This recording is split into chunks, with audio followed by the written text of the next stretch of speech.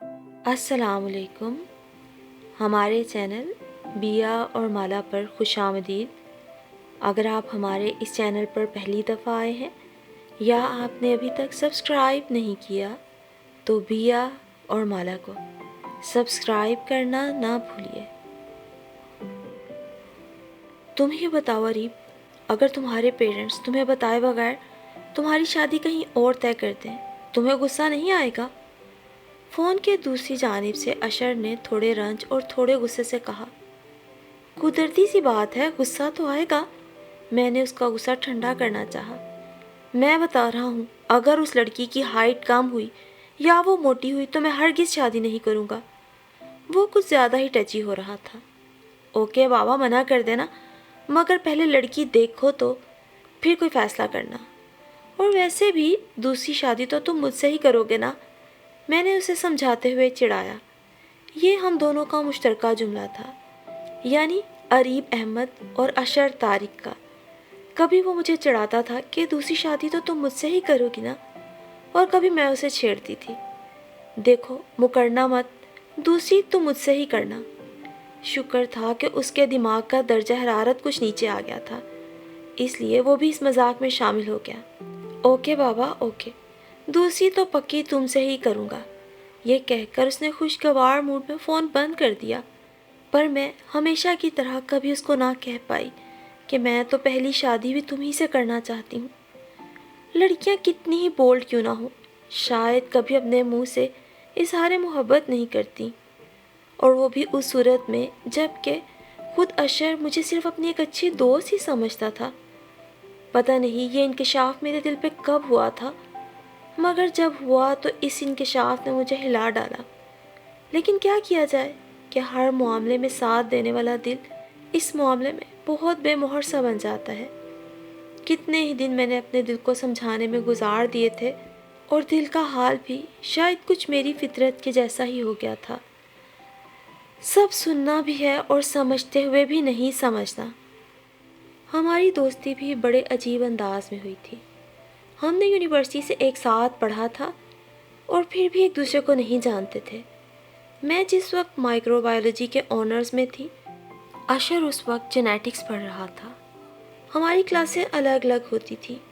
پھر جب ہم فائنل ایئر میں پہنچے تب مائکرو بایولوجی اور جینیٹکس والوں کے طلباء کی کلاس آڈیٹوریم میں اکٹھی ہونے لگی.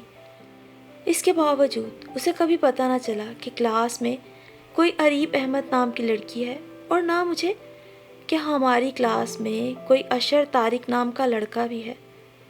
ویسے بھی ہم 3 سہیلیوں کی ایک الگ ہی دنیا تھی، میں، ندا اور زارا. ہمیں کلاس کے باقی لوگوں سے کبھی کوئی سروکار نہ رہا تھا. جیسے ہی لیکچر ختم ہوتا تھا ہم یوں کلاس سے غائب ہوئیں جیسے گدھے کے سر سے سینگ. اور پھر ہم تینوں کا ٹھکانہ یا تو مرکزی لائبریری کے عقب میں واقع کیفیٹیریا ہوتا یا فزیولوجی میں گنے کے رس والا ٹھیلا. وہاں سے نکلتے تو کیمسٹری ڈپارٹمنٹ میں پائے جاتے، گرم گرم کچوریوں اور کباب پراٹھے کے ساتھ. اور جس دن کلاسز اور پریکٹیکل کے درمیان 1 یا 1.5 گھنٹے کا وقفہ ہوتا تو مجیدے کے ہوٹل کی بریانی اڑائی جاتی تھی کہ مائکرو بایولوجی جیسے ٹف شیڈول اور بیکٹیریا، وائرس اور دوسری خوردرو حیات نے ہمیں بھی اتنا بھی بددل نہ کیا تھا کہ ہم کھانوں کے ذائقے بھی بھول جاتے. اور پھر فائنل ایئر بھی پر لگا کے اڑ گیا. تعلیمی مصروفیات سے نکل کر لڑکوں نے تو فکر معاش کی طرف توجہ دی، اور لڑکیوں میں سے کچھ کو مزید پڑھنے کا شوق چڑھا تو ایم فل میں ایڈمیشن لے لیا. کچھ پیا دیش سدھار گئیں، اور کچھ ہم جیسے نکلے جنہوں نے کچھ عرصہ تو آرام کیا اور پھر کچھ کر گزرنے کی ٹھانی. سو جاب کی تلاش شروع کر دی. اور جس پہلی فارماسیوٹیکل کمپنی میں پہنچی وہاں اشر طارق پہلے سے موجود تھا. اور پھر ہمارے درمیان کچھ یوں سوال و جواب ہوئے. آپ نے کس ایئر میں پاس آؤٹ کیا؟ 2007 میں. ارے میں بھی تو اسی سال. ہمیں تو میڈم ہدا نے فارمیسی کا سلیبس پڑھایا تھا.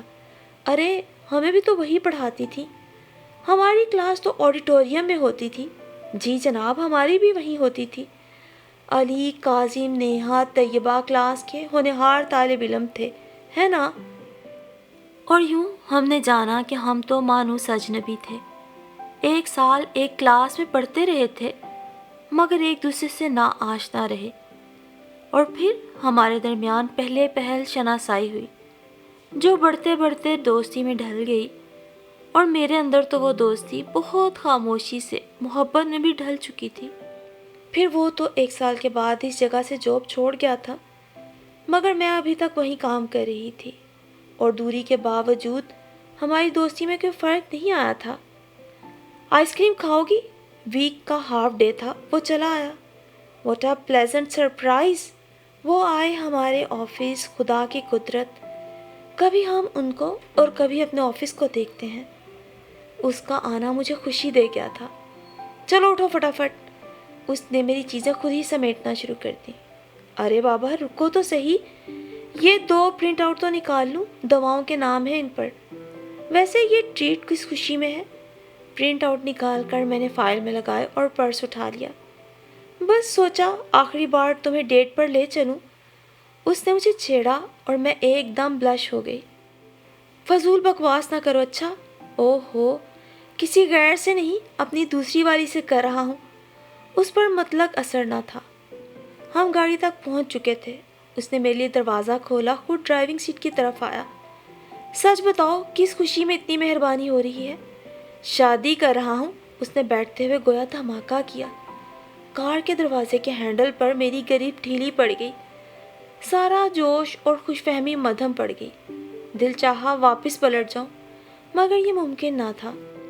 کہتے ہیں واپسی کا سفر ہمیشہ آسان ہوتا ہے، مگر شاید محبت میں یہ اصول بھی نہیں چلتا۔ میں اندر بیٹھ گئی، کار چل پڑی تھی۔ اچھا تو دیکھا ہے لڑکی، بڑا کہہ رہے تھے موٹی یا چھوٹی ہوئی تو شادی نہیں کروں گا، کوئی بات تو کرنی ہی تھی، لہٰذا میں نے اسی کو موضوع بنا لیا۔ ہاں مگر افسوس کہ وہ چھوٹی نکلی، نہ موٹی، بلکہ اچھی خاصی خوبصورت ہے اور کم عمر بھی ہے۔ محترمہ نے اسی سال BA کیا ہے، ہانیہ نام ہے، بس تھوڑی امیچور لگی۔ گاڑی چلاتے ہوئے اس نے سرسری بتایا۔ اوہ، ایک نظر میں تم نے اس کی میچورٹی بھی دیکھ لی، ویری گڈ، داد دیتی ہوں تمہاری باقی نظر کو۔ ویسے تم ہو نا، بنا دینا اسے میچور۔ نہ جانے کیوں مجھے اس لڑکی سے جیلسی ہو رہی تھی، یا شاید اشر کی زبان سے اپنے علاوہ کسی اور کا تذکرہ مجھے پسند نہ آ رہا تھا۔ کیوں جی؟ میں کیوں؟ تم ہوگی نا دوسری والی، تم بنا دینا اسے میچور۔ اشر نے ایک لمحے میں مجھے موضوع بنا لیا اور میں پھر بلش ہو گئی، مگر ظاہر نہ کیا بلکہ دھونس جماتے ہوئے بولی، اچھا اگر ایسی بات ہے تو دوسری والی کو بیاہ کر لاؤ تاکہ وہ پہلی والی کو میچورٹی دے سکے۔ وہ جواب میں کچھ نہ بولا، صرف ہنستا رہا۔ پھر میں بھی چپ ہو گئی، کیونکہ میں جانتی تھی وہ کبھی مجھے اس نظر سے نہیں دیکھتا، صرف ایک اچھی دوست سمجھتا ہے۔ اور پھر ہفتہ قبل ہی تو اس پہ انکشاف ہوا تھا کہ جب وہ کالج میں تھا تبھی اس کی امی نے اپنی حیدرآباد میں رہنے والی چچا زاد بہن کی بیٹی سے اسے منسوب کر دیا تھا، اور اس کے ابو بھی اس رشتے پہ راضی تھے، اور انہوں نے سوچ رکھا تھا کہ مناسب وقت آنے پر دونوں بچوں کو بتا دیں گے۔ پھر جب بشر کو یہ بات پتہ چلی تو وہ بہت چراغ پا ہوا تھا، جس کا اظہار اس نے ٹیلی فون پر پچھلے دنوں میرے سامنے بھی کیا تھا۔ اور پھر اس کے گھر میں اس کے رشتے کو لے کر کافی دنوں سے ٹینشن چلتی آ رہی تھی، مگر لگتا تھا اس کی اپنی امی ابو سے اب صلح ہو گئی تھی، تبھی وہ شادی کر رہا تھا۔ اور وہ شام ایک سہانی شام تھی جو میں نے اس کے ساتھ گزاری۔ مجھے اعتراف ہے کہ ایسی شام میری زندگی میں پھر کبھی نہیں آئی۔ آئس کریم پارلر سے ہم سی ویو گئے، کافی دیر تک سمندر کی لہروں سے لطف اندوز ہوتے رہے، رات کا کھانا ساتھ کھایا اور پھر گھر واپس آ گئے۔ اور پھر 1 مہینے بعد اس کی شادی ہو گئی۔ میں شادی میں نہ جا سکی کیونکہ میں جانا ہی نہیں چاہتی تھی کہ اپنی محبت کو کسی اور کا ہوتے دیکھنا آسان نہیں۔ میں اس دوران آفس سے چھٹیاں لے کر ممی ڈیڈی کے ساتھ شمالی علاقہ جات کی سیر کو چلی گئی تھی۔ میں ان دونوں کی اکلوتی اولاد تھی۔ میری ضد پر ممی ڈیڈی دونوں نے اپنے کام سے 1 ہفتے کی چھٹیاں لے لی تھیں۔ ممی ڈاکٹر تھیں، ڈیڈی کا اپنا ذاتی بزنس تھا۔ میں نے اشر کی شادی مس کی اور اشر نے مجھے، بقول اس کے ایک ہی بیسٹ فرینڈ تھی اس کی، اور وہ بھی غائب۔ اور پھر میں واپس آ بھی گئی، مگر اس نے فون نہ کیا۔ شاید وہ کچھ زیادہ ہی مجھ سے ناراض تھا، یا پھر اب دوست کی جگہ بیوی نے لے لی تھی۔ مگر میں اپنے دل کا کیا کرتی جو صرف اس کو ہی سوچتا تھا اور اس کی ہمراہی کے ہی خواب دیکھتا تھا۔ اس جیسا مجھے کوئی ڈھونڈے سے بھی نہ ملتا تھا۔ ادھر ممی تھی جو اب سنجیدگی سے میری شادی کے لیے غور و خوض کر رہی تھی۔ وہ اپنی کولیگ ڈاکٹر راشدہ کے بیٹے علی سے، جو لندن گیا ہوا تھا اسپیشلائزیشن کے لیے، میری شادی کرانے میں کافی دلچسپی رکھتی تھی، کیونکہ راشدہ آنٹی مجھے بہت پسند کرتی تھی اور اشاروں کنایوں میں کافی دفعہ امی سے کہہ چکی تھی، مگر باقاعدہ پروپوزل اس لیے نہیں دیا تھا کہ وہ علی کے آنے کا انتظار کر رہی تھی جو 1 سال میں آنے ہی والا تھا۔ اور پھر ایک شام خلاف توقع اشر کا فون آ گیا۔ ادھر ادھر کی گفتگو کے بعد جب میں نے اسے نئی زندگی کے بارے میں پوچھا تو جیسے پھٹ پڑا۔ مجھے اندازہ نہیں، مجھے یہ جان کے دکھ زیادہ ہوا کہ خوشی۔ اشر اپنی بیوی کے ساتھ بالکل خوش نہ تھا۔ اریب کیا کروں، مجھ سے اس کا بچپانہ پن ہضم نہیں ہوتا۔ آفس سے آؤں تو تیار ہوئی بیٹھی ہوتی ہے کہ اپنی بہن کے گھر جانا ہے۔ میں کہا حیدرآباد میں ہے، کم از کم بہن کے گھر ہی چلی جاؤں۔ میں جتنا خوش خوراک ہوں، اسے کھانے پکانے سے اتنی ہی چڑ ہے۔ کہتی ہے کچن میں گرمی لگتی ہے، میرے تو پمپلز نکل آئیں گے۔ گھر آتا ہوں تو امی شکایت لگاتی ہیں کہ یہ کچھ کرتی ہی نہیں، کسی آئے گئے مہمان سے نہیں ملتی، کمرہ بند کیے رہتی ہے۔ یار مجھے بیوی چاہیے تھی، شو پیس نہیں۔ تم کتنے اچھے کھانے بنا کر لاتی تھی، اور یار تمہاری سینس آف ڈریسنگ کتنی لاجواب تھی۔ سچ بتاؤں بہت مس کرنے لگا ہوں میں تمہیں۔ امی سے کہہ دیا ہے میں نے کہ آپ کی لائی ہوئی ہے آپ ہی بھگتیں۔ میں تو سمجھی تھی وہ شادی کے بعد مجھے بھول جائے گا، مگر صرف 2 ماہ بعد ہی وہ کال کر کے مجھ سے اپنی پرسنل لائف ڈسکس کر رہا تھا، اور پھر ہمارا یہ معمول بن گیا۔ وہ آفس سے آتا، کھانا کھاتا اور پھر مجھے کبھی کال کرتا، کبھی ٹیکسٹ میسیجنگ، اور 2 گھنٹے کبھی 3 گھنٹے اسی طرح گزر جاتے۔ اریب کہاں ہو بیٹا، کھانا کھا لو۔ امی کچن سے مجھے آوازیں دیے جاتی اور میں سب بھول بھال کر اس سے باتوں میں لگی رہتی۔ اور پھر ایک دن انہونی ہو گئی۔ جی ہاں انہونی ہی تھی۔ وہ مجھ سے کہہ رہا تھا فون پہ، اریب مجھ سے شادی کرو گی؟ اپنی شادی کے 8 مہینے بعد وہ یہ بات مجھ سے کہہ رہا تھا۔ مجھے لگتا ہے میں نے اپنی زندگی کی سب سے بڑی غلطی کر دی۔ مجھے ہانیہ سے شادی ہی نہیں کرنی چاہیے تھی۔ ہانیہ میرے لیے نہ تھی اور نہ میں ہانیہ کے لیے، بلکہ میں تو کسی کے لیے بھی نہیں تھا۔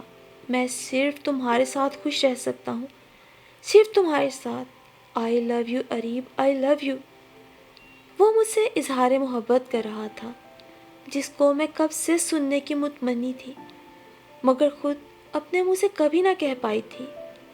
اریب میں کبھی سمجھ ہی نہیں پایا کہ میں کیا چاہتا ہوں، اور اب سمجھ میں آیا ہے تو میں تم سے پوچھ رہا ہوں وہ بات جو ہمیشہ مذاق میں تمہیں کہہ دیا کرتا تھا، مگر آج پوری سنجیدگی سے دل و ذہن کی آمادگی کے ساتھ تم سے پوچھ رہا ہوں۔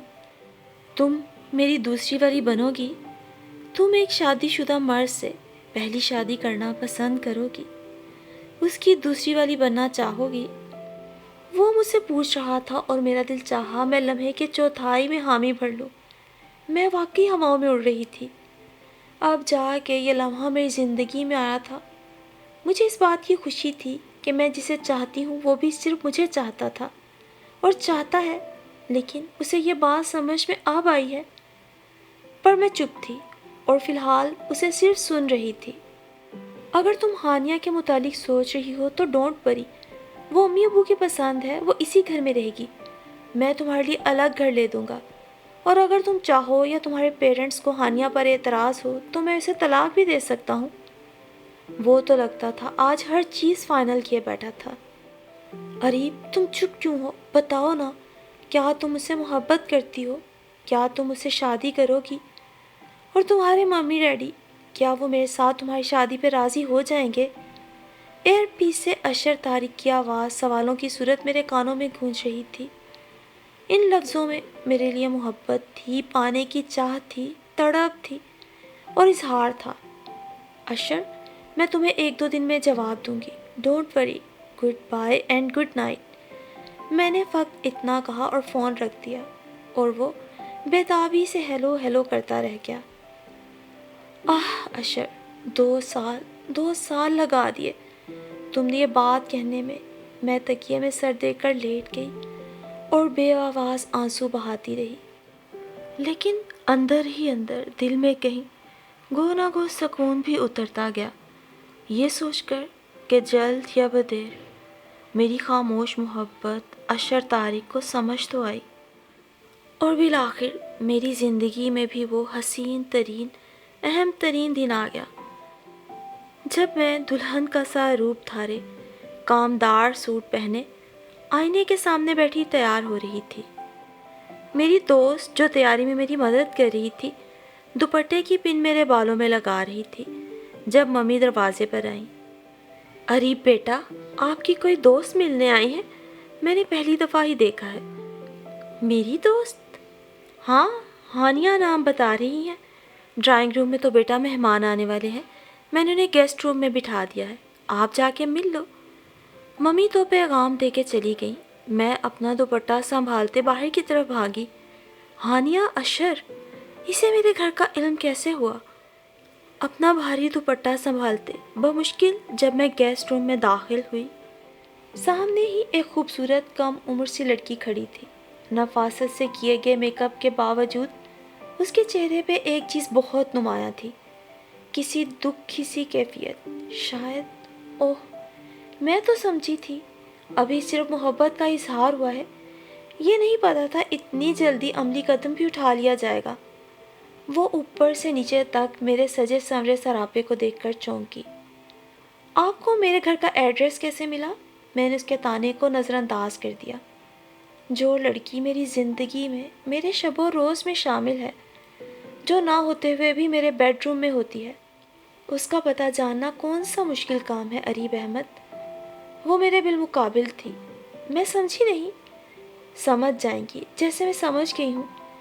شادی کی پہلی رات میرا شوہر مجھ سے پوچھتا ہے، تمہاری کوئی دوست ہے جس سے تم سب کچھ کہہ دینے کی عادی ہو؟ اور اس وقت میری سمجھ میں نہیں آیا کہ میں کیا جواب دوں، اور انہیں میرے جواب کی ضرورت نہیں تھی۔ اریب بولے، آج میں اپنی دوست کو بہت مس کر رہا ہوں، اریب احمد کو۔ اور وہ پہلی رات تھی جب کوئی عورت صرف اپنے بارے میں ہی سننا چاہتی ہے، اپنی نئی زندگی کے حوالے سے کچھ خواب دیکھنے کی خواہش رکھتی ہے۔ اس وقت میرا شوہر ایک غیر لڑکی کو مس کر رہا تھا، اور اس وقت سے اب تک تمہارا ہی ذکر ہے، تمہاری ہی بات ہے۔ تم میں کیا ہے اریب احمد؟ نہ ہی تو تم مجھ سے زیادہ حسین ہو، نہ مجھ سے کم عمر، پھر بھی میرے شوہر کے دل پہ راج کرتی ہو۔ ایسے میں کیا کرتی؟ میں اسے اپنی طرف متوجہ کرنے کے لیے تنگ کرنے لگی، ہر وقت اسے باہر جانے کی ضد کرتی کہ شاید میرے ساتھ وقت گزار کے اسے میری عادت ہو، اس کے کہے کو ٹالتی کہ شاید وہ میری خاموش خواہشات کو سمجھے، ناز نخرے بچپنا دکھانا شروع کر دیا کہ ڈانٹنے کے بہانے ہی صحیح وہ مجھ سے بات تو کرے، مگر وہ تو تمہارا ہو گیا۔ جو گلے شکوے اسے مجھ سے تھے وہ بھی تم سے کہنے لگا۔ شاید میں اپنی وفا، اپنی اداؤں، خوبصورتی اور لگن سے اسے جیت لیتی کہ نکاح کے بولوں میں بڑی طاقت ہوتی ہے۔ اگر جو کبھی بدقسمتی سے تم ہمارے درمیان نہ ہوتی اریب احمد۔ اور پھر پرسوں کی رات اس نے تم سے اظہار محبت کیا، تمہیں اپنانے کا اظہار کیا، بلکہ تمہاری محبت میں وہ میری جگہ بھی تمہیں دینے پہ آمادہ ہو گیا۔ تب میں نے سوچا ایک بار تم سے ضرور ملوں، دیکھوں گی کہ اریب احمد کیسی ہے، اور اس سے پوچھوں گی کہ جب تم دونوں ساتھ ساتھ تھے اور اپنی محبتوں کو دوستی کا نام دیتے تھے، تب کیوں نہیں پا لیا تم لوگوں نے ایک دوسرے کو؟ تب تو میں تم دونوں کے درمیان نہ تھی۔ پھر اب جب کہ میرا اور اشر کا ساتھ لکھا جا چکا ہے تو تم کیوں ہمارے بیچ آنا چاہتی ہو؟ وہ بولنے پر آئی تو بنا رکے بولتی چلی گئی۔ بتاؤ اریب، کیا تم میرے دکھ، میری آہ پر اپنی محبت کی بنیاد رکھو گی تو کیا وہ مضبوط ہوگی؟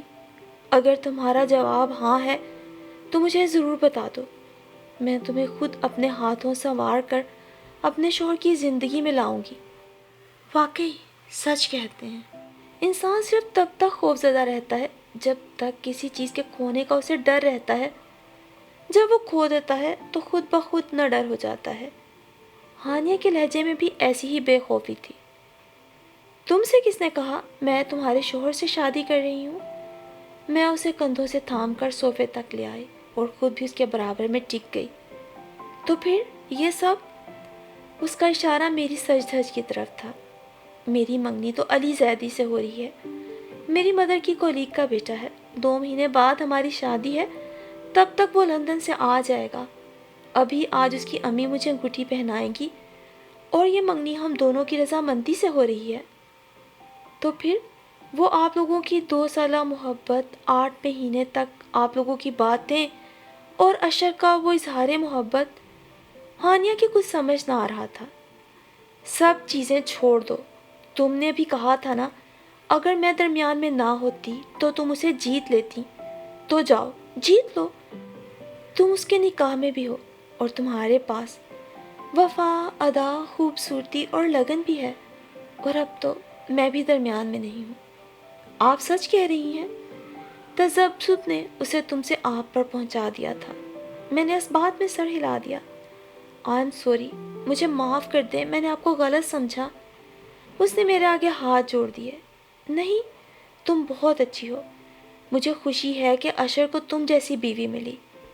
میری بات سن کر وہ رو پڑی، مگر خوشی اس کے چہرے سے چھلک رہی تھی۔ میں نے اسے گلے لگا لیا۔ وہ مجھ سے لپٹ گئی اور پھر اس نے مجھے منگنی کی مبارکباد دی۔ کچھ لمحوں بعد وہ چلی گئی۔ میں نے صوفے کی پشت سے ٹیک لگا کر کچھ لمحے کے لیے آنکھیں بند کر لیں۔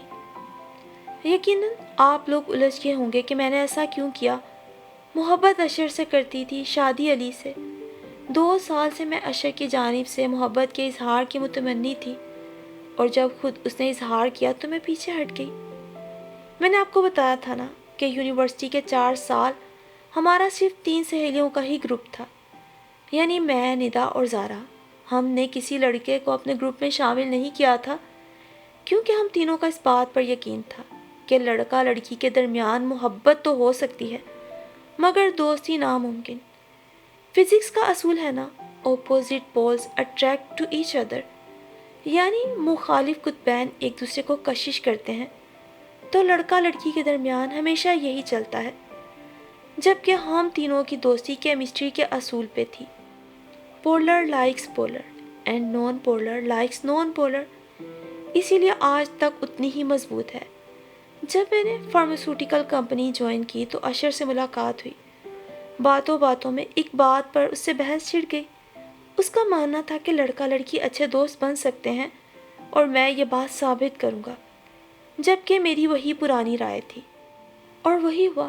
اشر کے انداز، اس کی شائستہ طبیعت اور سلجھی ہوئی گفتگو نے مجھے اپنا اسیر کر لیا اور مجھے اس سے محبت ہو گئی، مگر اظہار کبھی نہ کیا کہ وہ مجھے صرف اپنی ایک اچھی دوست سمجھتا تھا۔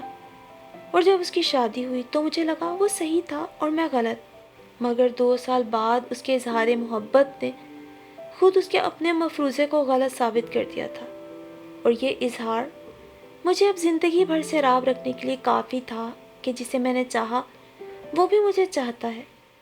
اور رہی بات شادی کی، تو لاکھ اشر سے محبت کرنے والی، خواب دیکھنے والی میں ایک کمزور لڑکی سہی، مگر کسی کی شادی شدہ زندگی خراب کر کے اپنی محبت کا محل کھڑا کرنے کی ہمت مجھ میں تو ہرگز نہ تھی۔ اسی لیے تو ہانیہ کے آنے سے چند گھنٹے قبل میں نے اشر کو انکار کر دیا تھا۔ میں دوسری والی نہیں بننا چاہتی تھی، میں اس سے محبت کرتی تھی اور وہ میری دوستی کا دم بھرتا تھا۔ اسی لیے تو میں نے اپنی محبت اور اس کی دوستی دونوں کو آزمائش سے بچا لیا تھا، اور سب سے بڑھ کر ہانیہ اشر کے معصوم سے دل کو بھی۔ آپ کا کیا خیال ہے، میں نے اپنی اس محبت کی ادھوری کہانی کا اختتام صحیح کیا نا؟ کیونکہ مجھے تو یہ لگتا ہے کہ اگر میں اس ادھوری محبت کو ایک انجام تک نہ پہنچاتی تو شاید علی کے سنگ ایمانداری سے زندگی کی شروعات بھی نہ کر پاتی۔ میرا اقدام آپ کو ٹھیک لگا یا غلط، اس کا جواب ضرور دیجیے گا۔ میں ذرا تیار ہو کے آتی ہوں، آخر تھوڑی دیر بعد میری منگنی جو ہے۔